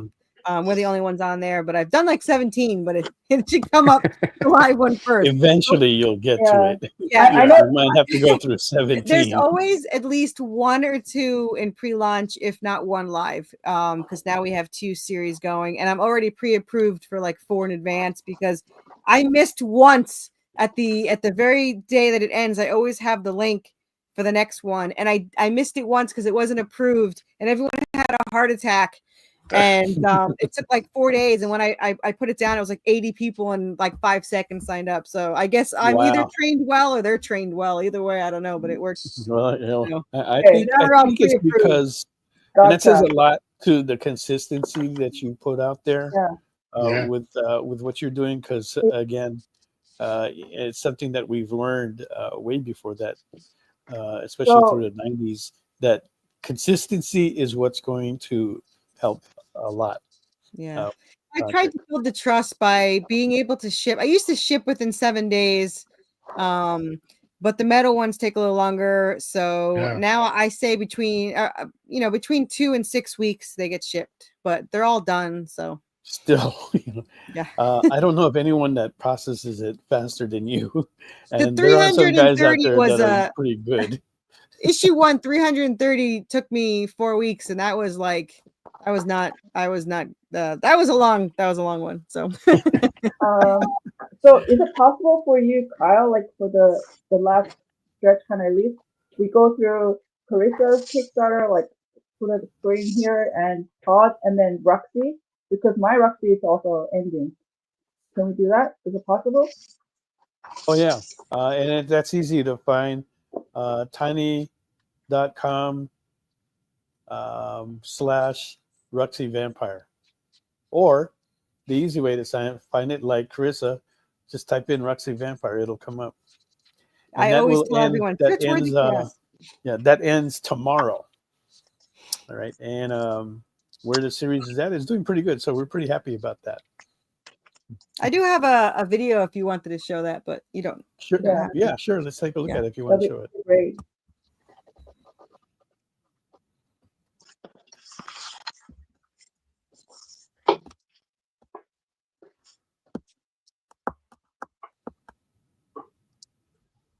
I don't know if Kyle here. We want to bring Carissa's screen up, and then we can take a look at this video when she shares it. Yeah. Oh, you want me to share it? My bad. Okay. Yeah, I don't have no video. 1 sec. That just sounded like a poltergeist coming in there. Yeah, I know. It was like straight up from the movie. With that voice. I ain't afraid of no ghost. There we go.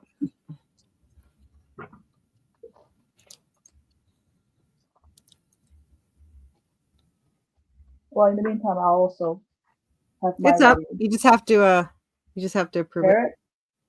Yeah, it's there. Here it comes. Okay. There it goes.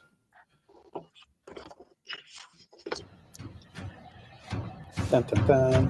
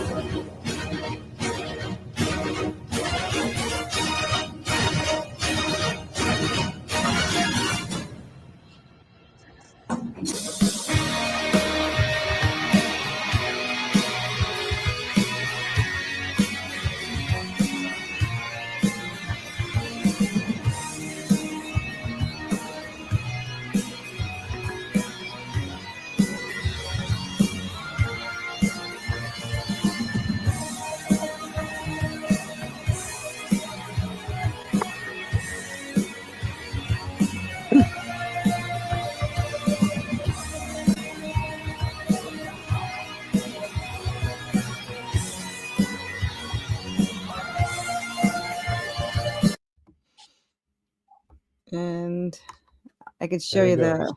Well, this is the journal that I was telling you before. I collect the pages and all that Right. stuff. That is Yeah, which is cool. very creative. And these are the covers. If you just want to see the covers, this is the main interior artist. This is our second one. We actually have 6. I generally only do 3, and somehow this one got 6. This is William Russell and colored by Dave Kemp. Yep. He sweet talked me at a con, so I made no money at this con and then spent money on a cover. He's a talker. William is a talker. Okay. Yeah, and this is Ivan Tao, the Marvel. Ivan Tao DC did a great artist. job. Great piece there. And, Yep. yeah, and this is. I think I just added a couple of one of ones because all the one of ones sold in like an hour, so I did add some new ones. But I also those were Ivan's sketch covers that were one of one. These are the sketch covers, and someone yelled at me for using one of my fellow creators like, you can't do that. I was like, why? I like them. So I was like, no one has to buy them. They don't have to buy them. But actually they sold really well. That's sketch 1, and that's the second sketch. So he gave me the high resolution so that I could sell it, and then that's that. And now I also reintroduced with new versions of it, but this is the Redemption issue 10 Ivan Tao for the collectors. Okay. But I added an embossed one which sold right away. And there's a couple of glow in the dark ones. We have metal glow in the darks and stuff. And here's some pages. Here's Mothman, the Wendigo, and Bigfoot right there fighting. And then you have her kicking some butt. I didn't put any lettering for these 2 pages because they have spoilers in it. But so I was gonna say, did you skip a letter after all the rants you told me about? Like, and then I had one with letters. There you go. Okay, I made sure to put one with letters so you can see it. The font is specifically for dyslexics. It's the easiest one. And then and then you can get PDF issue 1 if you want. And then I won't go through all the tiers because unfortunately there's like 40 something. So you can go look at all the tiers. Make sure you look at the add-ons. We have coloring books, we have special glow in the darks, we have plushies. I will show you some of the plushies just so you can see. There's all our covers. You can get them all regular or in metal. There's the journal. There's 4 pages this time. And if you already had ordered it, those are free. And I sold like 30 at least so far. So there are a couple of them. Now I got to keep track of all those. That was dumb too, but whatever. It's fun. This is what happens when you don't think ahead. So here's some more. These are the metal covers, some of the collections. And then we have here the plushies. That's the Jersey Devil. The blue Mothman. He's supposed to be red. Originally it was blue, and then I got yelled at for not having red. So I brought up the red, and then everyone was mad because they wanted the blue. So now you have your choice. I can't win. This is our dragon cat. It's actually called a Tazaworm. It's very cool cryptid that has toxic breath and hisses and likes to destroy livestock. So that was nice of him. And then there's these some special glow in the darks. We got black lights, all that, and our Phoenix Crow is our own cryptid.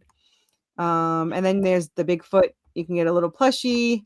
There's our Mothman, and there's our Wendigo with our 3D printed statue. Yeah. That is so cool. There's the giant Bigfoot. Yeah. There's some ketchup tears. Now here's the handmade Bigfoot made out of clay. It's about 6 inches. The Wendigo is my favorite though. You see him, he looks awesome. He's one of my favorite. And then I will skip down to the many, many add-ons, the coloring books, other PDFs you can get, coins from Redemption of Anubis. If you like Anubis, we have them all. And here are metal pins that you can look at. Yeah. So, and then of course there's metal trading cards. There's metal bookmarks. So yeah, lots of things to collect. A lot of going on. I love the interaction with the journal thing because that's just like another thing for people to come back for besides the comic book. So I think those are great ideas, and that's what I like looking about around with your Kickstarters, because you're always trying to come up with something new, different than what anybody else is doing. Yeah, I We agree. don't see anybody doing the plushies, because plushies tend to be they can get pretty pricey, but you've got the right way of handling that and having someone make those for you. All right, let's do the giveaways before we run out of time. Oh yeah, let's do it. Okay. We'll do the exclusive Jay Lee Witchblade Millennium card first. So let's go ahead and roll for that. And if I don't set my thing up here too, here we go. See who our winner is for tonight. We see Jay Lee all the time too. Oh no, we got. I won something. Let's try that That's again. me. Hamster cricket.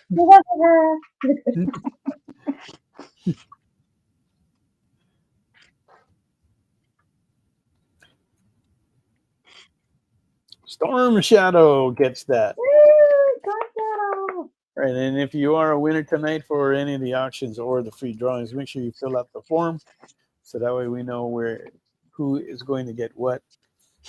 All right, now let's do the original Lorenzo piece here. Kind of see that right there. All right, go ahead, roll for that. Steven Dana. All right, we're going to add that Steve, you keep to winning. your box, Steve. You're like a military logo. All right, There's and then no for lose. the Yeah. best one tonight, the personalized Venom postcard that will have a message from Marg and I Mhm. with the official U.S. stamp addressed to you. That is going to go to Thank Space you. Case Collectibles. Woo!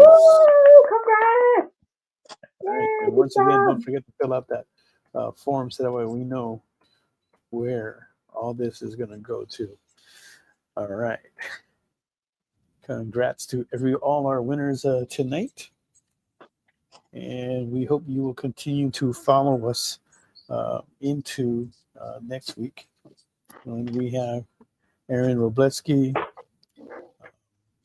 Les Garner, Mr. Fish, all hosted by Sarah White. There you go. That's the form that you want to fill out right there, if you are the high bidder or a winner of the free giveaways. Okay. All right. So let's get down to, before we run out of time, we still got quite a bit of time, but I want to get this out of the way before we do. Where can they find you, Corissa?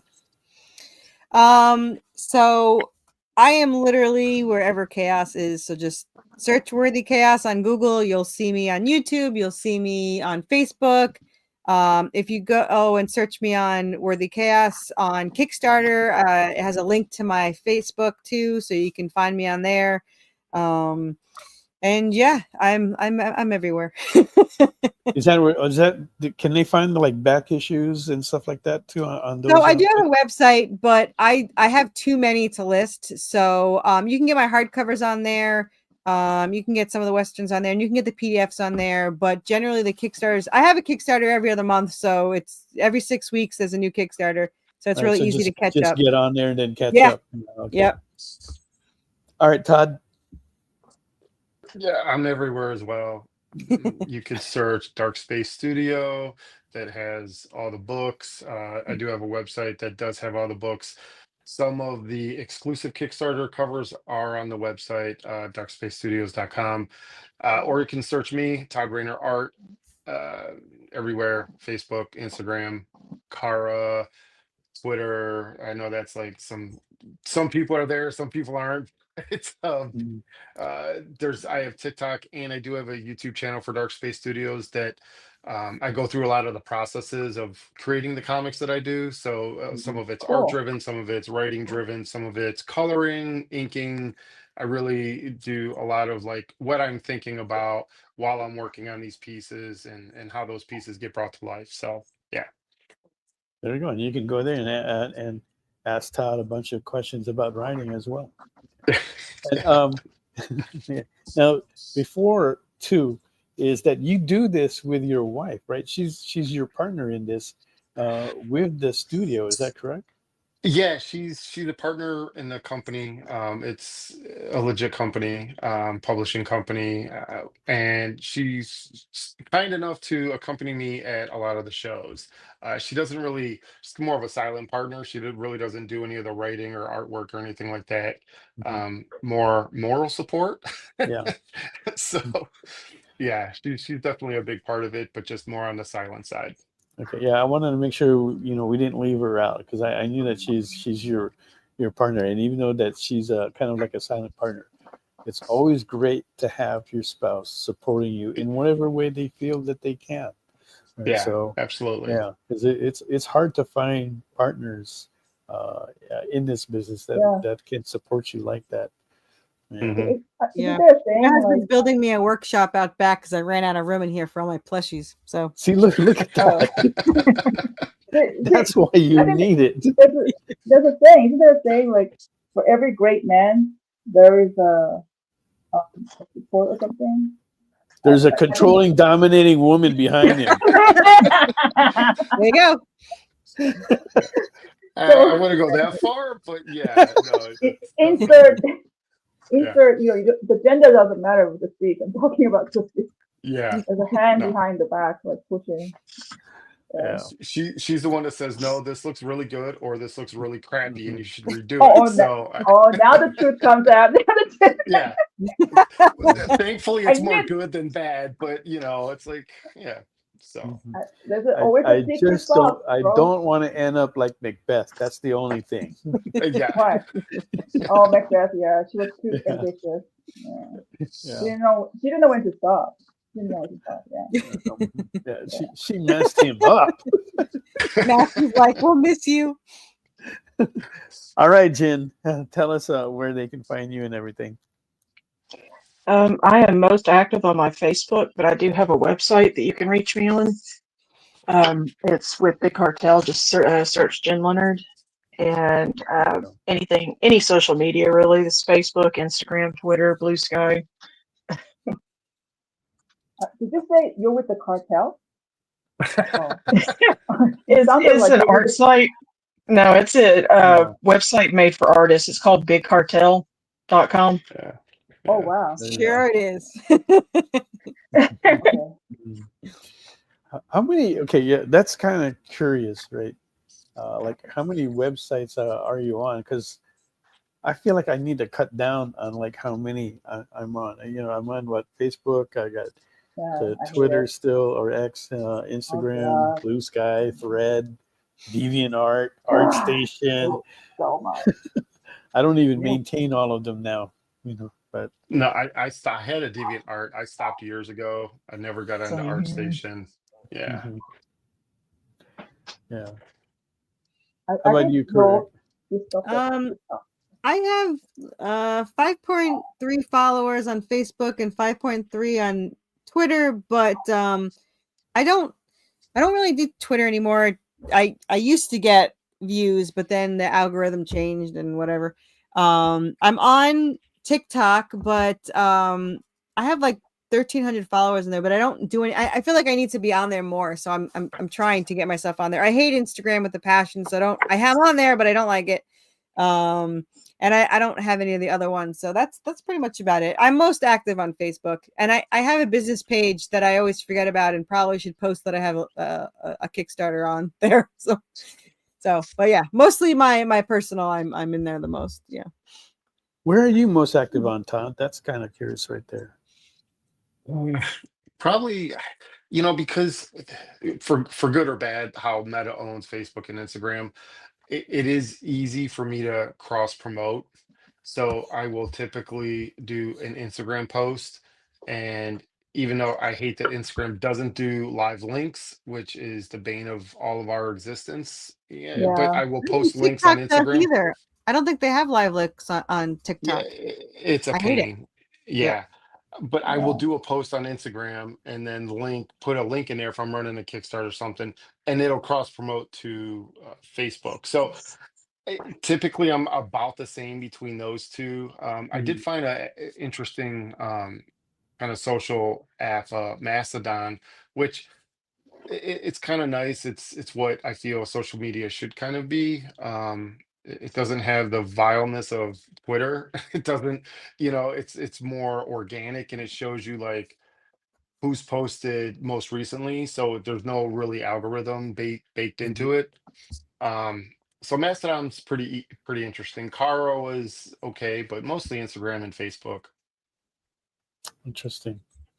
Very interesting. It Considering doesn't like go by what's going on. algorithm. That's really interesting. Yeah. I found it refreshing. All right, let's take a look or go around the room. Right there, you have Red Sonja, which currently has a bid of 100 on it. So we are looking for the next bid on that. Mog is still working on the putting on the next layers on there. Okay. And then we have Robin here from Jyn, which already has a $200 bid on it. So we are looking for the next bid on that. And I do it's have looking the very glow sharp. started. Oh, you Let's do? see if it'll show up. Yeah, let me see if it'll Okay, show here we up go. in here. Let's see if we can see the glow effect here. Oh, the moon. Mm-hmm. Starting to see it a little bit. I'm lining her with it too, so she will glow more when this is over. Oh, Okay. nice. Okay. So if you want to bring that home, you still have time to bid. Yeah, you want me to mention MySpace? I was on MySpace, Friendster, and all that. Okay, I'm glad I'm off of it. Yeah, I I'm was glad on there. moved off of it. That was a ruckus. I miss Just to MySpace. say that. I don't. I'm sorry, I don't. There's just too much going on there. All right, and then Todd, let's take a look at your covers really quickly here. We got Real about a quick, minute yeah. left here. Yeah. Van for Love. These all have a bid of 40 on them, so we are looking for the next bid if you want to take any of those home. This Poison Ivy, and then Wonder Woman's coming up right here. There you go. Yeah. Okay, those all have a bid. My glow pool bet went bust. Good one, Stevie. But we do thank you for your bid on the Red Sonja. All right, guys. I want to thank you guys all for joining us tonight. Don't forget, next week we have Aaron Robleski, we have Les Garner, we have Mr. Fish, all hosted by Sarah White. All right. So thanks again for joining us, and we'll see you in 2 weeks. Take care, everyone. Bye. Thanks, guys. Join the party. Head over to our link tree to find all the links for everywhere the experience is all the time.